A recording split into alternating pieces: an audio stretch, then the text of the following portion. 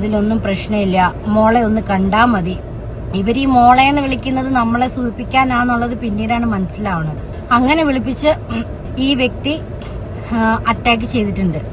ഒടിയൻ സിനിമയുടെ ഡയറക്ടറും സെക്ഷലി എന്നെ അബ്യൂസ് ചെയ്ത ആളാണ് ഈ നടൻ മിസ്റ്റർ ബാബുരാജ്. ഈ വ്യക്തി നമ്മൾ എന്താ പറയാ, പരസ്യമായ രഹസ്യമെന്ന് പറയാവുന്ന രീതിക്കുള്ള ഒരു സെക്ഷൽ ഹറാസ്മെന്റ് ചെയ്യുന്ന ഒരു വ്യക്തിയാണ്.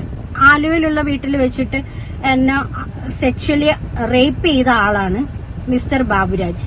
അത് അന്ന് ഒരുപാട് സങ്കടവും വിഷമങ്ങളും, ഒന്നും എന്റെ കയ്യിൽ 5 പൈസ പോലും ഇല്ല. അങ്ങനെ എനിക്ക് അവിടുന്ന് ഒന്നും ചെയ്യാൻ പറ്റാത്തൊരു സിറ്റുവേഷൻ ആയിരുന്നു. അങ്ങനെ എന്നെ പിറ്റേ ദിവസമാണ് അവിടുന്ന് വിടുന്നത്. അന്ന് അതെനിക്കിപ്പോ പറയുമ്പോ തന്നെ സഹിക്കാൻ പറ്റില്ല. കാരണം നമ്മൾ നല്ല സ്വപ്നങ്ങളും പ്രതീക്ഷകളുമായിട്ട് ഇവരൊക്കെ ഇങ്ങനെയാണെന്ന് നമ്മൾ പ്രതീക്ഷിക്കുന്നില്ല.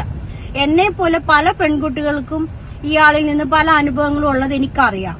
നടൻ ബാബുരാജ് മാത്രമല്ല, ഒടിയൻ സിനിമയുടെ ഡയറക്ടർ മിസ്റ്റർ ശ്രീകുമാർ, അയാള് പല പരസ്യങ്ങൾ ചെയ്യുന്ന ആളാണ്. ഒക്കെ പരസ്യങ്ങളിൽ എന്നെ അഭിനയിപ്പിക്കാം, അതിലൊന്നും പ്രശ്നമില്ല, മോളെ ഒന്ന് കണ്ടാ മതി. ഇപ്പൊ നമ്മുടെ ഹേമ കമ്മിറ്റി റിപ്പോർട്ട് വന്നതിന് ശേഷം ഒരുപാട് ആൾക്കാരുടെ പേരുകൾ പറയുന്നുണ്ട്. അതായത് ഒരുപാട് പ്രമുഖന്മാരുടെ പേരും പറയുന്നുണ്ട്, അല്ലാത്തവരുടെ പേരും കുറെ പേര് പറയുന്നുണ്ട്. പക്ഷെ ഇതൊക്കെ എത്രത്തോളം സത്യമാണെന്ന് ഇപ്പോഴൊന്നും വ്യക്തമായിട്ടില്ല. ആര് പറയണതാണ് ശരി, അല്ലെങ്കിൽ ആര് പറയണതാണ് തെറ്റ്, ഈ സംഭവം നടന്നിക്കണോ നടന്നിട്ടില്ലേ ഒന്നും ഇപ്പോൾ നമുക്കൊന്നും മനസ്സിലാകണില്ല. കാരണം എന്താ വെച്ചാൽ ഇങ്ങനെ ഒരുപാട് ആൾക്കാരെ പേരിങ്ങനെ വന്നുകൊണ്ടേ ഇരിക്കല്ലോ, ഓരോരുത്തരുടെ പേരുകൾ വന്നുകൊണ്ടേ ഇരിക്കുകയാണ് അടിയിലടിയിൽ. അപ്പോൾ ഇതൊക്കെ ശരിയാണോ അല്ലയെന്നൊന്നും ഇപ്പോൾ നമുക്ക് മനസ്സിലാകണില്ല. റിപ്പോർട്ടിൻ്റെ ഉള്ളിലുള്ള ആൾക്കാരെ പേരും പുറത്ത് വരുന്നില്ല.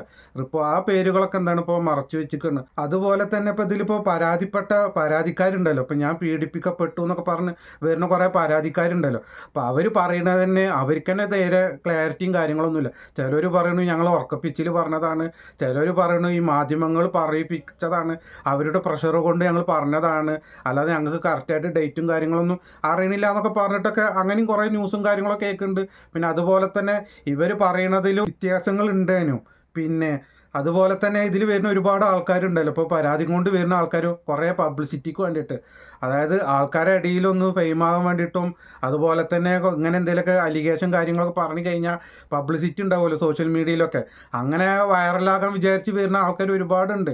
കാരണം നമ്മൾ ഒരുപാട് ന്യൂസിൽ ഇപ്പോൾ നമ്മൾ കണ്ടതാണ്. അതെന്താ പറയാൻ കാരണം എന്ന് വെച്ചാൽ, ഇപ്പോൾ മരിച്ചു പോയവരുടെ അടക്കം പേര് പറയുന്നുണ്ട് ചിലവർ.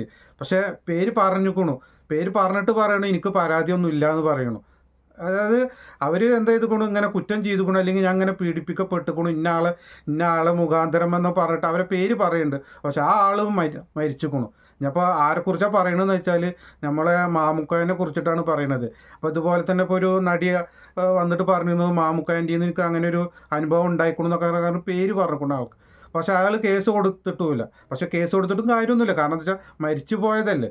ഈ മരിച്ചുപോയ ആളെ പേരിൽ കേസ് കൊടുത്തിട്ട് കാര്യമില്ല വെച്ചിട്ടായിരിക്കും ഞാൻ കേസൊന്നും കൊടുക്കണില്ല എന്ന് പറയുന്നത്. എന്നാൽ പിന്നെ ആൾക്ക് എന്താണ് പേര് പറയാതിരുന്നൂടെ. അപ്പോൾ പിന്നെ ഇവർക്ക് ഈ ഹേമ കമ്മിറ്റി റിപ്പോർട്ടൊക്കെ വരുന്നതിൻ്റെ ഒക്കെ മുമ്പ് ഇവർക്ക് കംപ്ലൈൻറ്റോ അല്ലെങ്കിൽ പരാതിയൊക്കെ കൊടുത്തുവിടായിരുന്നില്ല. അത് കൊടുക്കുകയും ചെയ്തില്ല. ഈ ഒരു ഹേമ കമ്മിറ്റി റിപ്പോർട്ടാണ് വന്നു ആൾക്കാരുടെ ഇടയിൽ അല്ലെങ്കിൽ സോഷ്യൽ മീഡിയയിൽ അല്ലെങ്കിൽ സമൂഹത്തിൻ്റെ മുമ്പിൽ ഇതിങ്ങനെ വലിയ പബ്ലിസിറ്റി ആയി കണ്ടപ്പോൾ ഇങ്ങനെ പലരുടെയും പേരുകൾ പറഞ്ഞിട്ടെന്നാൽ ഓരോരുത്തരും ഇങ്ങനെ മുമ്പോട്ട് വന്നിക്കണം. അപ്പോൾ എന്താ പറഞ്ഞു വന്നു വെച്ചാൽ, ഈ മാമുക്കോയനെ കുറിച്ച് ഇങ്ങനെ പറഞ്ഞതിന് ശേഷം മാമുക്കോയൻ്റെ മകനുണ്ട് നിസാർ മാമുക്കോയ എന്ന് പറയുന്ന ആ ഒരു വ്യക്തി ഒരു ഇന്റർവ്യൂവിൽ കുറച്ച് കാര്യങ്ങൾ പറയുന്നുണ്ട്. അതൊന്ന് കേട്ടു നോക്കി.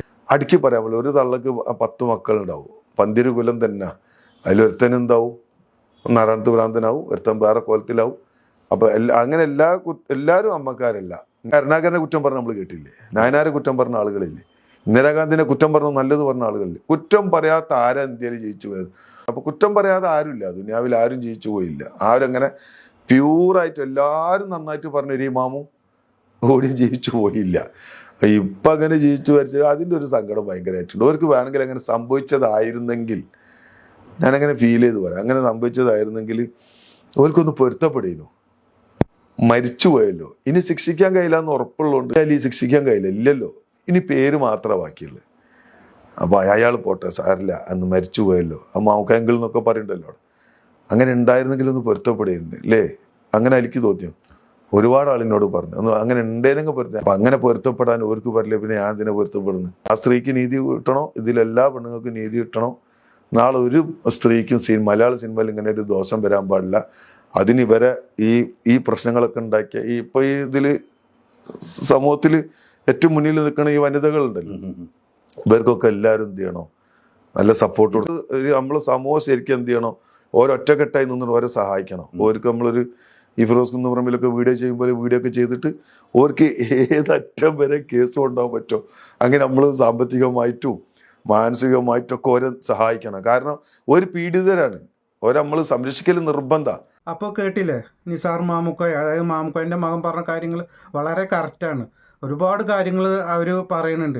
ആ പറയുന്ന കാര്യങ്ങളൊക്കെ ഒരുവിധം കറക്റ്റ് തന്നെയാണ്. കാരണം എന്താ പറയാൻ വരുന്നതെന്ന് വെച്ചാൽ ഇവർ ഇപ്പോൾ മാമുക്കോൻ്റെ ഇപ്പോൾ സ്വന്തം വാപ്പാനെ കുറിച്ചിട്ടാണല്ലോ ഇപ്പോൾ പറയണത്. അപ്പോൾ വാപ്പാനെ കുറിച്ചിട്ട് ഇങ്ങനെ പറയുമ്പോൾ ഒന്നല്ലെങ്കിൽ മരിച്ചു പോയതല്ലേ, അപ്പോൾ ഒന്നല്ലെങ്കിൽ അത് പൊരുത്തപ്പെട്ട് കൊടുക്കാമെന്ന് വിചാരിച്ചിട്ട് എന്ത് ചെയ്യണം, അവർക്കത് പൊരുത്തപ്പെട്ട് കൊടുക്കായിരുന്നു. അതായത് മരിച്ചു പോയ ആളാണല്ലോ, ഇനിയിപ്പോൾ പറഞ്ഞിട്ട് കാര്യമൊന്നുമില്ല എന്നുള്ളത്. അപ്പോൾ ഇത് കേൾക്കണവർ ചിലവർ വിചാരിക്കും കുറ്റം ചെയ്ത ആളാണെങ്കിൽ പിന്നെ എന്തിനാ പൊരുത്തപ്പെടുന്നത്, ഇത് മുമ്പോട്ട് വരട്ടെ അല്ലെങ്കിൽ ഈ കേസ് തെളിയിക്കട്ടെ അല്ലെങ്കിൽ തെളിയട്ടെ എന്നൊക്കെ നിങ്ങൾ ഈ കാണുന്നവർക്കൊക്കെ എന്താണ് പറയുക അല്ലെങ്കിൽ കമൻറ്റ് ചെയ്യുക. പക്ഷെ പറഞ്ഞു വന്നത് എന്താ വെച്ചാൽ ഒന്നല്ലെങ്കിൽ എന്താണ് മരിച്ചു പോയ ആളല്ലേ എന്ന് വിചാരിച്ചിട്ട് പൊരുത്തപ്പെട്ട് കൊടുക്കുക, അതല്ലെങ്കിൽ എന്ത് ചെയ്യണം കേസുമായിട്ട് മുമ്പോട്ട് പോകുക. പക്ഷേ ഈ പരാതിക്കാരിക്ക് എന്താണ് പരാതിയും കാര്യങ്ങളൊന്നുമില്ല.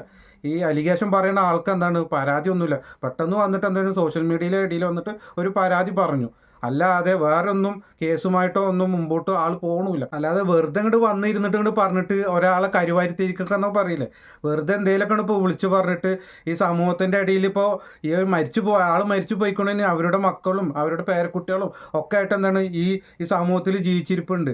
അപ്പോൾ അവരുടെ ഇടയിലൊക്കെ ഇങ്ങനെയൊക്കെ ഒരു പരാതി അല്ലെങ്കിൽ ഇങ്ങനെ ഒരു സംഭവമൊക്കെ ഉണ്ട് എന്നൊക്കെ പറഞ്ഞിട്ട് ആൾക്കാരുടെ ഇടയിൽ എന്തിനാ വെറുതെ ഇങ്ങനെ കരുവാരി തേക്കുന്നത്?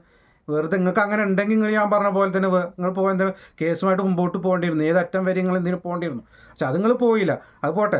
അപ്പോൾ ഇപ്പോൾ മാമുക്കോൻ്റെ മകന് പറയുന്നുണ്ട്, ഇപ്പോൾ ഇര എന്ന് പറയണ്ടല്ലോ, അതായത് പീഡിപ്പിക്കപ്പെട്ടവരെന്ന് പറയണ്ടല്ലോ, അവർക്ക് എന്ത് സഹായം, അതായത് ഈ ഇരയായിക്കപ്പെട്ട ആൾക്കാരുണ്ടല്ലോ, ഒരുപാട് പേര് ഇപ്പോൾ വന്ന് സമൂഹത്തിൻ്റെ ഇടയിൽ വന്ന് പറയുന്നുണ്ട് ഇന്നാളിന്ന് ഇങ്ങനെ ഒരു ഉപദ്രവം ഉണ്ടായിക്കണു അല്ലെങ്കിൽ ഇന്നാളിന്നെ പീഡിപ്പിച്ചുകൊണു അങ്ങനെ ചെയ്തുക്കണു ഇങ്ങനെ ചെയ്തുക്കണു എന്നൊക്കെ പറഞ്ഞ് വരുന്നവർക്കൊക്കെ എന്താണ് ഫുൾ സപ്പോർട്ട് ചെയ്യുന്നതാണ് മാമുക്കോൻ്റെ മകൻ പറയണത്. അതെന്താന്ന് വെച്ചാൽ ഇപ്പോൾ ഈ കുറ്റം ആരോപിക്കപ്പെട്ട ആൾക്കാരുണ്ടല്ലോ, ഇപ്പോൾ നമ്മുടെ ഇപ്പോൾ എന്താണ് ജയസൂര്യ ആണെങ്കിലും ഇപ്പോൾ സിദ്ദീഖ് ആണെങ്കിലും മുകേഷ് ആണെങ്കിലും ഇടവേള ബാബു ആണെങ്കിലും മണിയമ്പിള്ള രാജു ആണെങ്കിലും ഇങ്ങനെ ഒരുപാട് ആൾക്കാരൊക്കെ പേര് പറയണ്ടല്ലോ. അപ്പോൾ അവരൊക്കെ ഏതറ്റം വരും, അതായത് സുപ്രീം കോടതി വരും അവർ കേസുമായിട്ട് മുമ്പോട്ടും. അപ്പോൾ ഈ ഇരകൾക്ക് സപ്പോർട്ട് ചെയ്യണമല്ലോ, അതുകൊണ്ടാണ് ഈ മാമുക്കോൻ്റെ മകന് പറയണത് ഈ ഇര എന്ന് പറയുന്ന ആൾക്കാരൊക്കെ ഞാൻ എന്ത് ചെയ്യും, അതുവരെ ഞാൻ സപ്പോർട്ട് ചെയ്യും, സുപ്രീം കോടതി വരെ കേസിന് പോകാനാണെങ്കിലും ഞാൻ അവരെ സപ്പോർട്ട് ചെയ്യുന്നതാണ് ഈ ഒരു മാമുക്കോൻ്റെ മകൻ പറയണത്.